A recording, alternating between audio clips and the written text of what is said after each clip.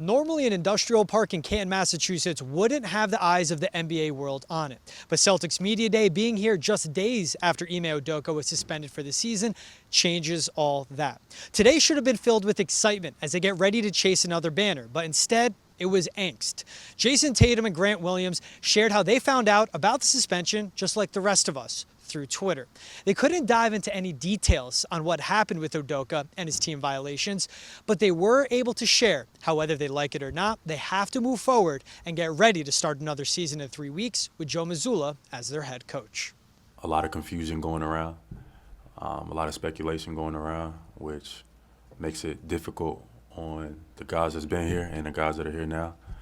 But I guess what we do is do our jobs. I'm optimistic. I believe in Joe. Joe believes in me. I've had conversations with him.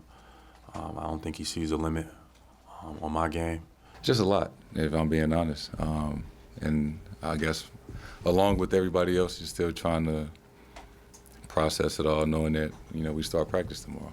It's only my job to focus on the execution standpoint. How do we execute our togetherness? How do we execute maximizing the potential of our roster, and then how do we execute our habits on the offense and defensive end of the floor? And so I think that's kind of where we have to shift our perspective to is, what can we focus on from a successful season last year, and how do we make it better? Joe's very, very important and special. He's a man that I spent time with this summer that I can just speak on how intense and how charismatic he is and how passionate he is. And that was as an assistant, so I'm even more excited what he's able to do as a head coach. No further details about Ime Udoka's team violations were provided today, but any questions about how a 34-year-old Joe Mazzulla can lead a franchise with mountaintop aspirations was answered with confidence from every player that spoke. And when Mazzulla himself was asked about that, he said the focus isn't on him, but on the players. Not what he wants to do, but what he has to do.